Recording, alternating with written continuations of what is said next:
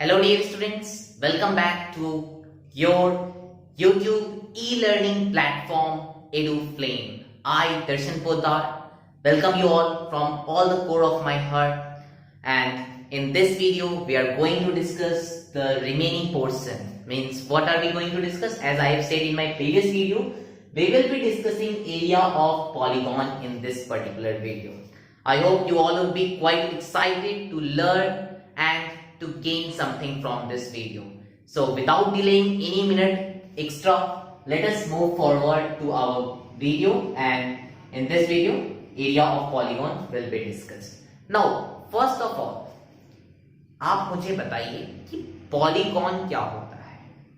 Polygon आपने पिछले classes में पढ़े, क्या होता है पॉलीगॉन? ऐसा कोई भी क्लोज फिगर, याद रखेंगे, कोई भी क्लोज फिगर आप ड्रॉ कर रहे हो, कहीं से भी, एक बच्चे ने भी कोई लाइन उठाई और एक बच्चे ने भी एक पेंसिल उठाई और कहीं से भी एक फिगर ड्रॉ कर दिया, क्लोज फिगर होना चाहिए, लाइन सेगमेंट से बना होना चाहिए, वो पॉलीगॉन होगा। एक बच्चे को आप पेंसिल दो तो आपको वो पेंसिल से घसना स्टार्ट कर देगा, इस तरह से कुछ कुछ वो घस देगा, राइट।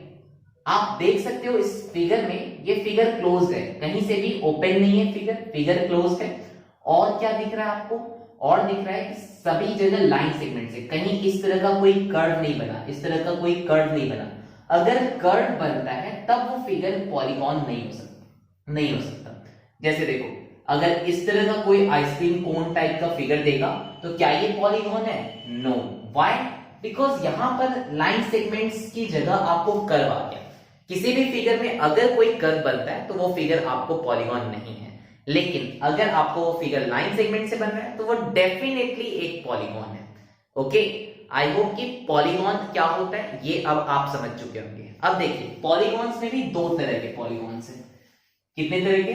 दो तरह के। नाउ सबसे पहला जो टाइप है हमारा वो है रेगुलर पॉलीगॉन।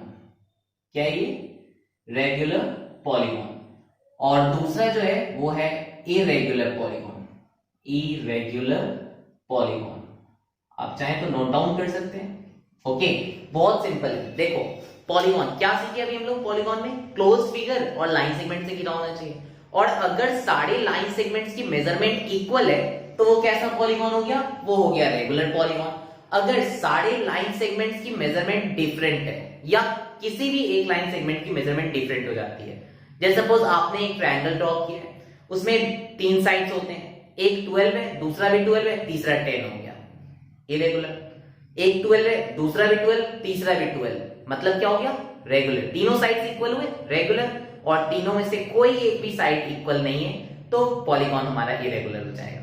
तो आपने अभी तक क्लास 7 तक में आपने बहुत सारे फिगर्स देखे हैं, उसमें आपको इक्वालिटी के आधार पे आपको कुछ फिगर्स पता है। जैसे आप देखो, ट्रायंगल में तीन तरह के ट्रायंगल होते हैं, equilateral, isosceles and scaling. Equilateral, isosceles and scaling. Equilateral triangle तीनों साइड इक्वल होते हैं, तो आप फटाफट बता दो मुझे कि इक्विलेटरल ट्रायंगल किस टाइप का पॉलीगॉन है? रेगुलर पॉलीगॉन है या इरेगुलर पॉलीगॉन है? Very good, it's what it is? Regular polygon. Why? क्योंकि इसकी तीनों साइड्स इक्वल है, क्लोज्ड फिगर है, तीनों साइड्स इक्वल है, तो ये आपको रेगुलर पॉलीगॉन हो गया। बट वहीं अगर हम लोग बात करें आइसोसेलेस ट्रायंगल की, तो आइसोसेलेस ट्रायंगल में आप देखते हो कि दो साइड्स इक्वल है और एक साइड जो है वो इक्वल है ही नहीं, तो आपको वो इरेगुलर हो गया। मींस ऐसा फिगर जिसमें सभी साइड्स इक्वल है वो रेगुलर, और जिसमें एक भी साइड अनइक्वल आ गया वो इरेगुलर। कर्व फेसेस की तो हम लोग बात ही नहीं करते, मतलब सर्कल वगैरह की हम लोग कोई बात कर ही नहीं रहे हैं, ध्यान रखेंगे।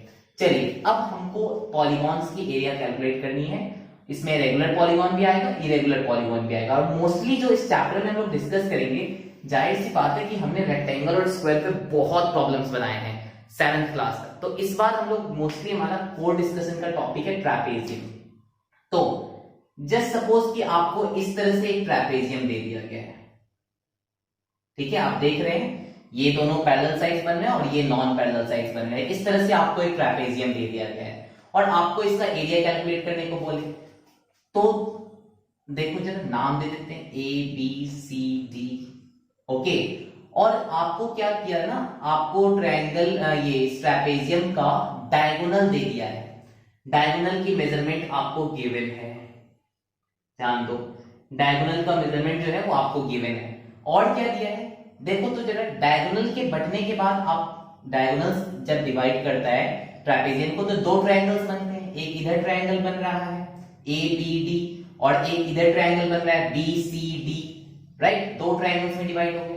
अब इस ट्रायंगल की अपनी अपनी हाइट है, तो जस्ट सपोज कि इस ट्रायंगल की ये हाइट है 90 डिग्री जो बनता है, ओके, और यहां इस ट्रायंगल का 90 डिग्री बनता है, ओके, परपेंडिकुलर्स। आपको दोनों ट्रायंगल के परपेंडिकुलर्स का मेजरमेंट गिवन है। Perpendicular means what, again perpendicular means height, okay, perpendicular height सब एक ही चीज है, और ये हाइट जो है ये आपको गिवन है। तो आप कैसे निकालोगे? अभी तक जो फॉर्मूला आपको पता था वो था area of trapezium is equal to half into sum of parallel sides, वहां पैरेलल साइड्स गिवन होते थे और हाइट दिया होता था। यहां क्या प्रॉब्लम है हमारे साथ कि हमको ना तो पैरेलल साइड्स दे रहा है, सिर्फ हाइट पता है, वो भी किसका, पैरेलल ट्रेपेजियम की हाइट नहीं पता है, हमको डिफरेंट ट्रायंगल्स की हाइट पता है। सॉरी ये डिलीट हो गया, हमको ट्रेपेजियम की हाइट नहीं पता है, हमको ये जो ट्रायंगल बन रहा है ना इसकी हाइट पता है।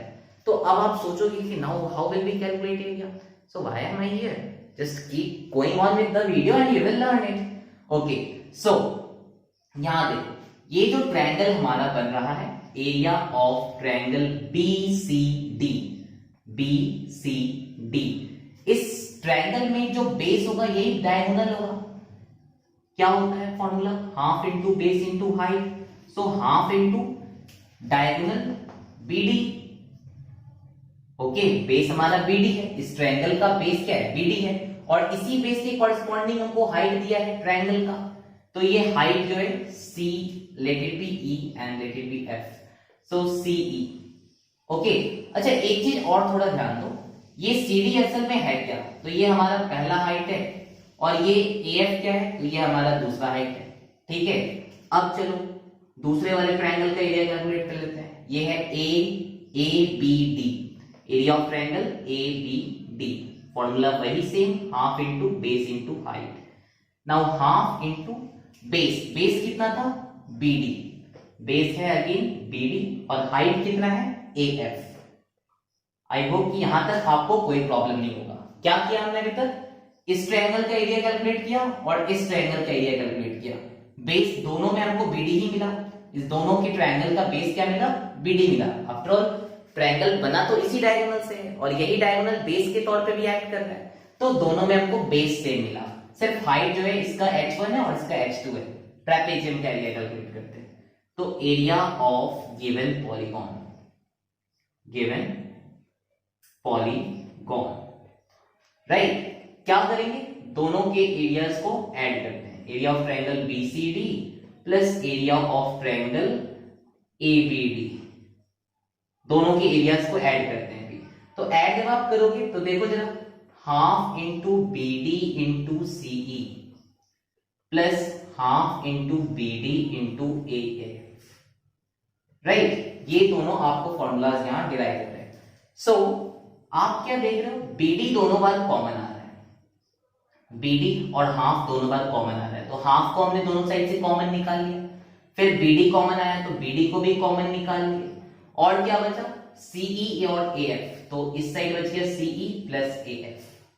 मतलब हमको क्या फॉर्मूला बनना है, थोड़ा ध्यान दो, हाफ इंटू ये BD का नेचर देखो तो जरा, ये BD है डायगोनल, ये BD क्या है diagonal, half into diagonal into CE plus AF।